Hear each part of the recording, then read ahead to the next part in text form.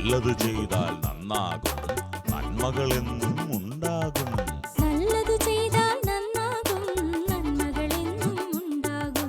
നൽവഴി എന്നും നടക്കേണം, നല്ലത് മാത്രം ചെയ്യണം. നൽവഴി എന്നും നടന്നിടാം, നല്ലൊരു പാഠം ചൊല്ലിടാം. Jesus kids. Jesus kids.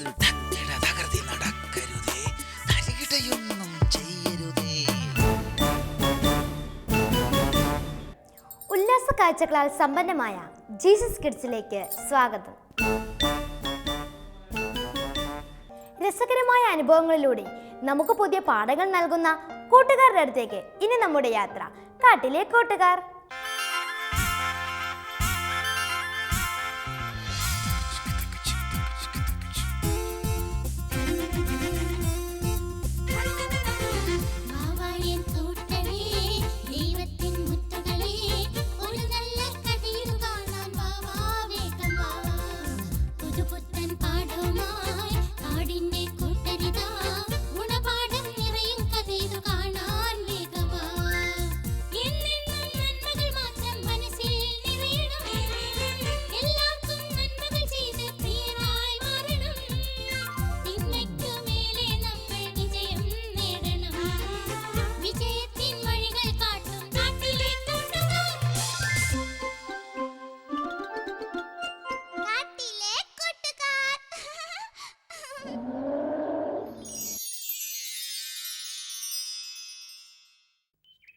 എന്നാലും പപ്പീസിന്റെ ഒരു ഭാഗ്യ ഈ വർഷത്തെ ആദ്യ പരീക്ഷയ്ക്ക് ഏറ്റവും കൂടുതൽ മാർക്ക് വാങ്ങുന്നതിനുള്ള സമ്മാനം കിട്ടിയില്ലേ?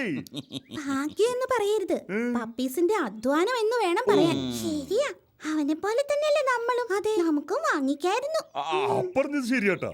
പപ്പീസ് അധ്വാനിച്ച് പഠിച്ചു, സമ്മാനവും വാങ്ങിച്ചു. അല്ല പപ്പീസ്, ഇത് ഒപ്പിക്കാനായിട്ട് എന്തൊക്കെ ചെയ്തത്? ഞാൻ ആദ്യം ഒരു ടൈം ടേബിൾ ഉണ്ടാക്കി. TV കാണാൻ, കളിക്കാൻ, പഠിക്കാൻ, പ്രാർത്ഥിക്കാൻ. അതിലേറ്റവും കൂടുതൽ പഠിക്കാനായി മാറ്റിവെച്ചു. ടിവിക്കും കളിക്കുമുള്ള ടൈമിൽ നിന്നും ഇടയ്ക്ക് പഠിക്കാനും പ്രാർത്ഥിക്കാനും കൂട്ടി. അങ്ങനെയൊക്കെയാ ഇത്ര മാർക്ക് കിട്ടിയത്. കണ്ടോ കണ്ടോ, ഇതാ പറഞ്ഞത് പപ്പീസിന്റെ അധ്വാനത്തിന്റെ ഫലമാണെന്ന്. സമ്മതിച്ചു. പക്ഷെ നമ്മൾ ശ്രദ്ധിച്ചാൽ ഇതൊക്കെ നടക്കും. ഓ, നടക്കും നടക്കും. ഗംഭീർ ഇങ്ങനെ തെക്ക് വടക്ക് നടക്കുവേ. ഊതല്ല പീലി, അടുത്ത പ്രാവശ്യം നോക്കിക്കോ, ഞാൻ വാങ്ങും. അത് ശരിയാ, വാങ്ങും വാങ്ങും. ജയിക്കാനുള്ള മാർക്ക് കിട്ടിയില്ലെങ്കിലേ ഗംഭീറിന്റെ പപ്പയുടെ കയ്യിൽ നിന്ന് വാങ്ങും. ഞാൻ എന്തായാലും ട്രൈ ചെയ്യും. ഈ വാശി നല്ലതാ ഗംഭീർ. വാശിയോടെ പഠിച്ചാൽ നമുക്ക് ഉന്നതങ്ങളിലെത്താം. അടുത്ത സമ്മാനം വാങ്ങാനേ ഞാൻ ഇന്ന് മുതൽ പഠിച്ചോടും. ഗംഭീറിനെ പോലെ നമ്മൾ എല്ലാവരും വിചാരിച്ചാൽ എല്ലാവർക്കും നല്ല മാർക്കുകൾ കിട്ടും. അങ്ങനെ നല്ല റിസൾട്ടോടെ പാസ്സാകാനും കഴിയും. പപ്പീസ് പറഞ്ഞതുപോലെ അടുത്ത പ്രാവശ്യം ഞാനും ഈ സമ്മാനം വാങ്ങാനായി ശ്രമിക്കും. കളിയും ടിവിയും കുറയ്ക്കും. എന്നാ പിന്നെ നമുക്ക് എല്ലാവർക്കും വെട്ടിക്കെട്ടിന് അമിട്ട് പൊട്ടിക്കുന്നത് പോലെ ചെറുപുറ പഠിച്ച് നല്ല മാർക്ക് വാങ്ങാൻ നോക്കാമേ. ഇവന്റെ ഒരു കാര്യം. നമുക്ക് ഉഷാറായിട്ട് പഠിച്ചു മിടുക്കരാവണം. അതന്നെ. ഓക്കേ.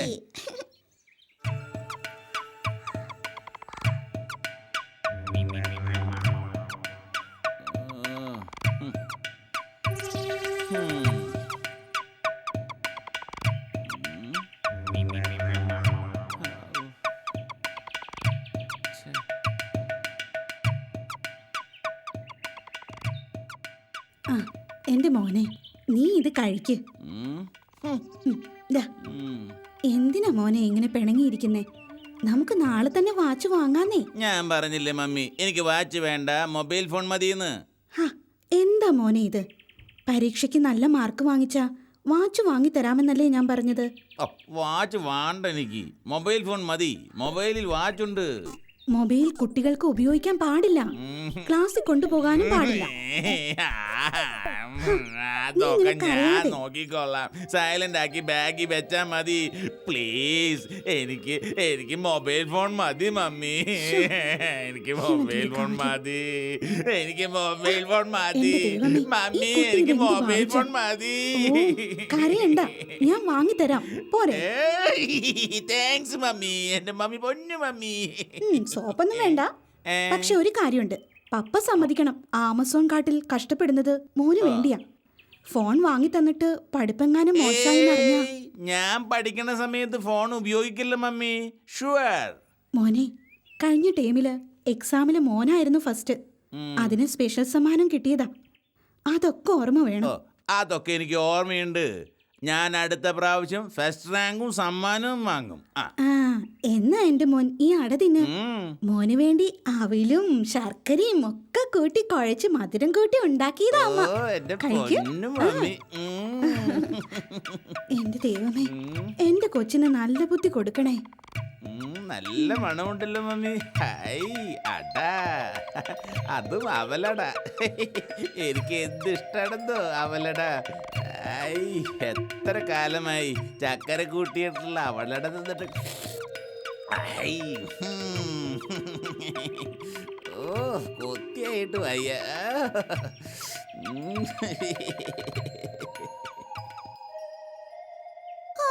ഇന്ന് ട്യൂഷന് എത്ര സമയാ കൂടുതൽ എടുത്തത്? അതെ, പരീക്ഷയ്ക്ക് മുമ്പ് റിവിഷൻ കഴിയണ്ടേ, അതുകൊണ്ടാ. എന്ത് റിവിഷൻ? എന്റെ തലയ്ക്കാകൊരു ഓളമിട്ടായി. അതൊരു പുതിയ കാര്യമല്ലല്ലോ. പീലി വേണ്ടട്ടാ. വീട്ടിൽ വരുമ്പോ ടാബിൽ കളിക്കാൻ തരില്ലേ? ടാബിന്റെ കാര്യം പറഞ്ഞപ്പോഴാ ഓർത്തത്. ഞാൻ നിങ്ങളോടൊരു കാര്യം പറയാൻ മറന്നു. അതെന്താണ് ഇപ്പൊ മറന്ന കാര്യം ഓർത്തത്? നീയൊന്നും മിണ്ടാതിരെ. നമ്മുടെ പപ്പീസേ പുതിയൊരു മൊബൈൽ ഫോൺ വാങ്ങി. പപ്പീസ് മൊബൈൽ ഫോൺ വാങ്ങി? ആന്ന്. പപ്പീസിന് പരീക്ഷയിൽ ഫസ്റ്റ് റാങ്ക് വാങ്ങി സമ്മാനം കിട്ടിയതിന് പപ്പീസിന്റെ മമ്മി വാങ്ങിക്കൊടുത്തതാ ആ മൊബൈൽ ഫോണ്. പപ്പീസിന്റെ ഒരു ഭാഗ്യം. അതെ, ഇത്ര വേഗം അവനൊരു മൊബൈൽ ഫോൺ കിട്ടിയല്ലോ. ഞാനേ ഇന്നലെ ആ പപ്പീസിനെ കണ്ടത്. എന്നിട്ട് അവനെ എന്റെ കൊറേ ഫോട്ടോയൊക്കെ എടുത്തു. ഫോട്ടോയൊക്കെ എടുക്കാൻ പറ്റുന്ന ഫോണാണോ? ആന്ന്. പിന്നല്ലാതെ വെറും ഫോട്ടോ മാത്രല്ല, സെൽഫി എടുക്കാം. പിന്നെ വാട്സപ്പ്, ഫേസ്ബുക്ക്, നെറ്റ്, ഗെയിംസ് എന്ന് വേണ്ട എല്ലാം ഉള്ള ഉഗ്ര ഫോണാണ്.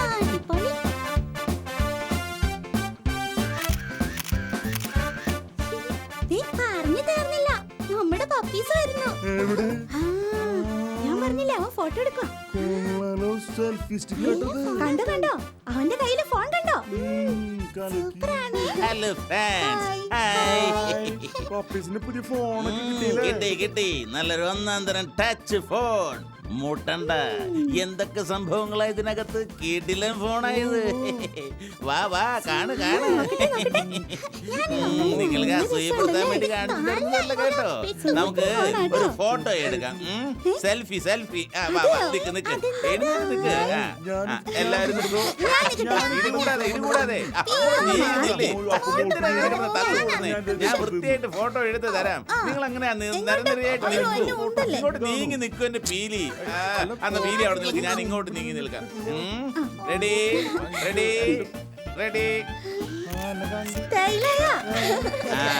നെറ്റ് കണക്ഷൻ എടുത്തിട്ടുണ്ട്. ഇനി എല്ലാം ഇതിന്ന് തന്നെ നടക്കും. പപ്പീസിന് ലക്കൊരു 1.5 ലക്കാണ്. അല്ല, ഇതിന് വലിയ വില വരുമോ? യെസ്, ഒരു 10-30,000 രൂപ. 30,000 രൂപയാ? പിന്നില്ലേ, 30,000 റുപ്പീസ്. അത്രയും ഫങ്ഷൻസ് ഉള്ള ഫോണ്. പിടിച്ചോ.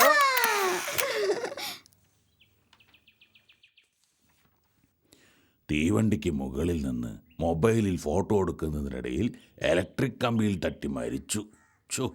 കഷ്ടം. ഓരോരോ വാർത്തകളെ. വരണം. പപ്പീസിൻ്റെ അമ്മ കയറിയിരിക്കേ.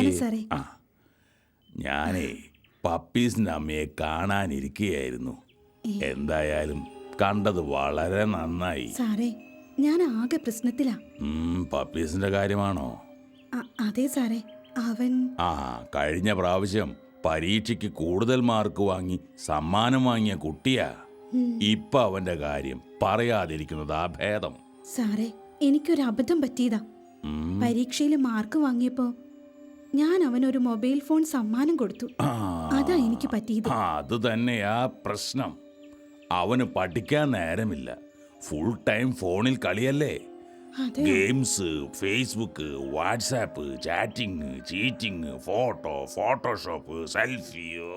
അതെ സാറേ, ഊണില്ല, ഉറക്കമില്ല, ഫുൾ ടൈം കളിയാ. എന്തു ചെയ്യും? എന്തായാലും പരീക്ഷ കഴിഞ്ഞ് അവന്റെ മാർക്ക് എത്രത്തോളം ഉണ്ടാകും എന്ന് നമുക്ക് നോക്കാം. നോക്കാനൊന്നുമില്ല സാറേ, മാർക്ക് വളരെ കുറവായിരിക്കും. ഞാനൊരു മുന്നറിയിപ്പ് തരാൻ വിളിപ്പിച്ചതാ. പപ്പീസിന്റെ അമ്മ വിഷമിക്കാതെ. എല്ലാറ്റിനും പരിഹാരമുണ്ടാക്കാം. പപ്പീസിന്റെ പപ്പ വരുമ്പോ നല്ല മാർക്ക് കണ്ടില്ലെങ്കിൽ പ്രശ്നമാകും. ആ, ഒക്കെ ശരിയാകും, പേടിക്കാതിരിക്കൂ. എന്നാ ഞാൻ ഇറങ്ങട്ടെ സാറേ. ആ, കഷ്ടം. എത്ര വിഷമിച്ചാ പോകുന്നത്. ഇത് വല്ലതും ആ പപ്പീസ് അറിയുന്നുണ്ടോ?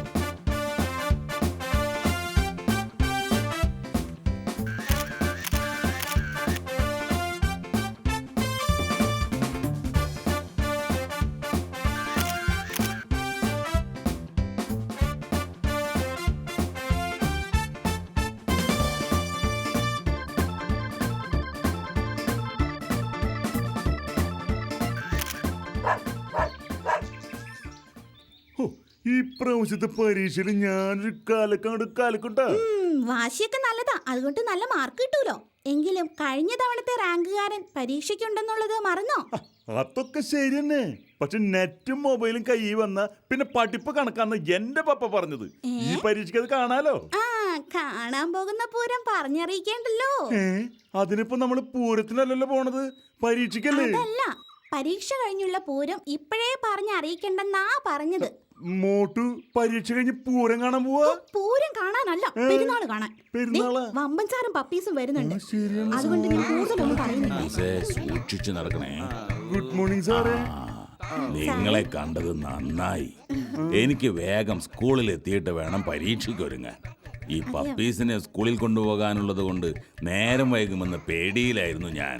പപ്പീസ് സ്കൂളിൽ കൊണ്ടുപോയി. അല്ല, ഇതെന്താ പപ്പീസിന് പറ്റിയത്? ഇത്ര ചെറുപ്പത്തിലെ വടിയും കുത്തി പിടിച്ച് നടക്കാറായ. പപ്പീസ് എവിടെയെങ്കിലും വീണോ? അപ്പോ നിങ്ങളൊന്നും അറിഞ്ഞില്ലേ? എന്തറിഞ്ഞില്ലേന്ന്? ഞാൻ കംപ്ലീറ്റ് കാര്യം സ്കൂട്ടാക്കി ഫുൾ പഠിപ്പിലായിരുന്നല്ലോ. ആ, എന്താ പപ്പീസേ, വിശേഷങ്ങളൊന്നും കൂട്ടുകാരെ അറിയിച്ചില്ലേ? എന്ത് പറ്റി? മൊബൈൽ ഫോൺ വാങ്ങലും സെൽഫി എടുക്കലും ഒക്കെ ഭയങ്കര പബ്ലിസിറ്റിയോടെ ആയിരുന്നല്ലോ. അതാ ഞാൻ ചോദിച്ചത്. സാർ, എന്നെ കളിയാക്കരുത് സാർ, പ്ലീസ്. അയ്യോ, പപ്പീസ് എന്തിനാ ഇങ്ങനെ കരയുന്നേ? അപകടമൊക്കെ എല്ലാവർക്കും സംഭവിക്കുന്നതല്ലേ? സ്വാഭാവികമായി പറ്റുന്ന അപകടം ശരിയാ. പക്ഷേ തന്നിഷ്ടപ്രകാരം നടന്ന് അഹങ്കാരം കാണിച്ച് സ്വന്തം വിനോദത്തിൽ മതിമറന്നതിന്റെ ഫലമാ പപ്പീസിന്റെ ഇപ്പോ കാണുന്ന അവസ്ഥ. എന്തൊക്കെ ഈ പറയണേ? ഞങ്ങൾക്കൊന്നും മനസ്സിലാവണില്ല കേട്ടാ. ആ, പപ്പീസേ, പപ്പീസ് തന്നെ പറഞ്ഞു കൊടുക്ക്. കൂട്ടുകാരെ, ഞാൻ വിവിധ രീതിയിൽ എന്റെ സെൽഫി എടുക്കുകയായിരുന്നു. അവസാനം കിണറിന്റെ വക്കത്ത് കയറി കിണർ വെള്ളത്തിൽ എന്നെ കാണുന്ന രീതിയിലുള്ള ഫോട്ടോ എടുക്കാൻ നോക്കി. എന്റെ അമ്മ.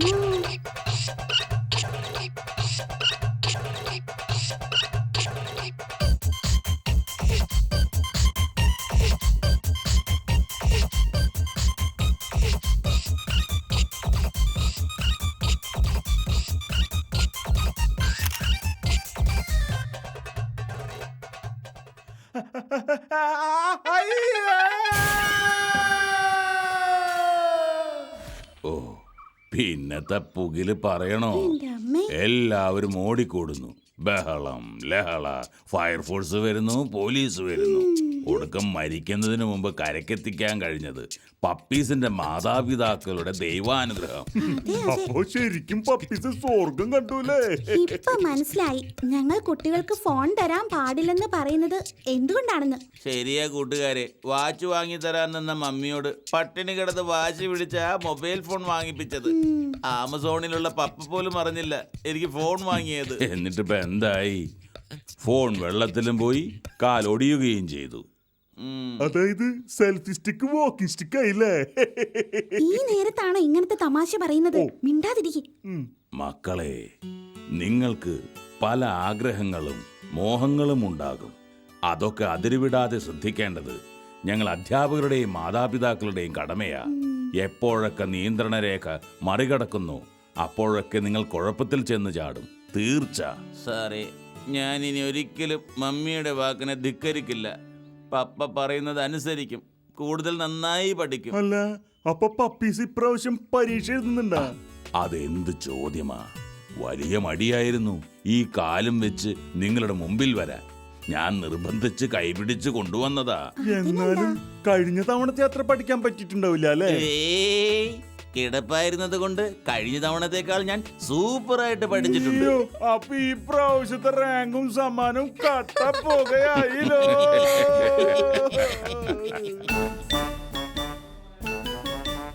അനുഭവ പാഠങ്ങൾ നൽകുന്ന കൂട്ടുകാരുടെ അടുത്ത് നിന്ന് നമുക്ക് പോകാം ടിങ്കുവിന്റെ കുസൃതി വിരുന്നിലേക്ക്. Tinku Tinku little star.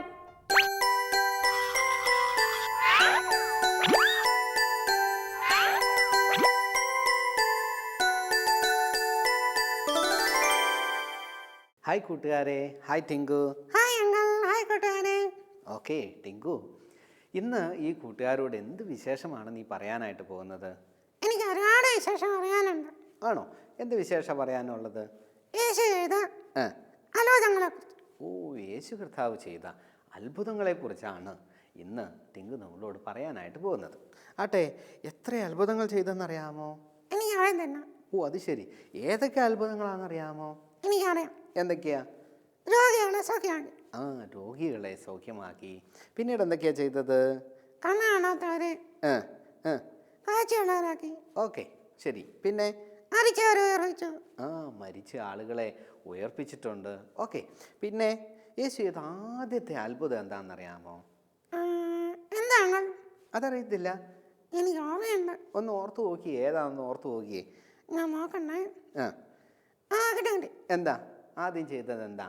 കാനാവിലെ ആ കല്യാണത്തിന് ആ പച്ചവെള്ളത്ത് വീഞ്ഞാക്കിയത്. പച്ചവെള്ളത്ത് വീഞ്ഞാക്കിയത് ശരിയാണ്. അപ്പോൾ ടിങ്കുവിന് അറിയാം അല്ലേ? അറിയാം. Okay okay. അവിടെ എന്തുകൊണ്ടാണ് അത്ഭുതം നടന്നതെന്നറിയാമോ?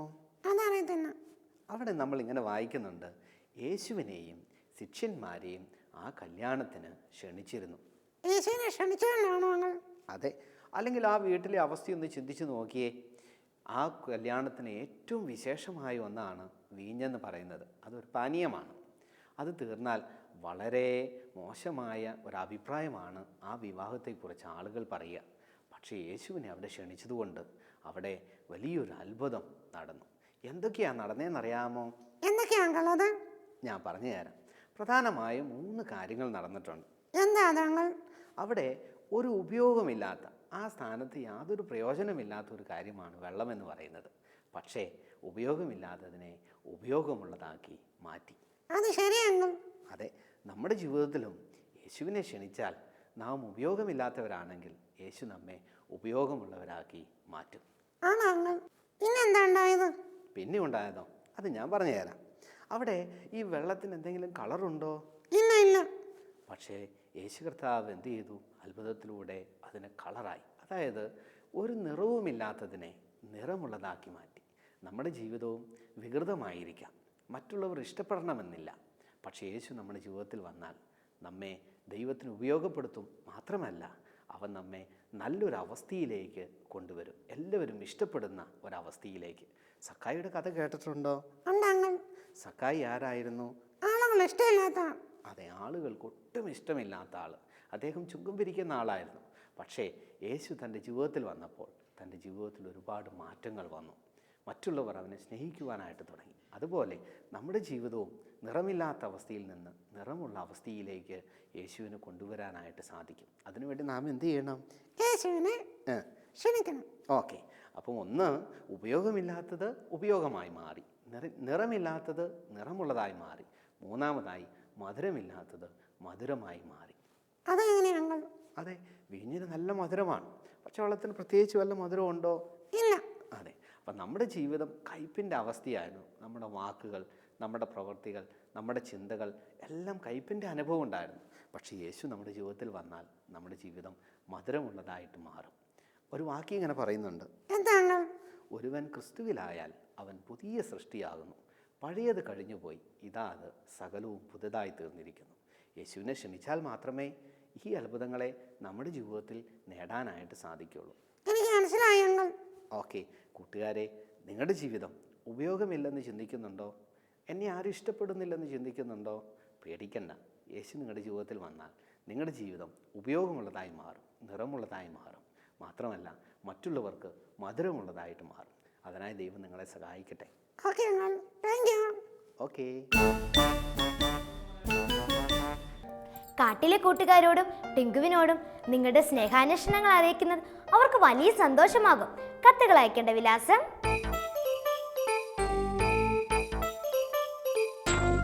ഞങ്ങളുടെ വിലാസം the producer Jesus Kids Shalom TV, Peruvannamuzhi PO, Kozhikode. Pin code 673528. കളിയും പഠനവും വിനോദവും നിറഞ്ഞ ഒരാഴ്ച കഴിയുമ്പോൾ നമുക്ക് വീണ്ടും കാണാം. നന്ദി, നമസ്കാരം.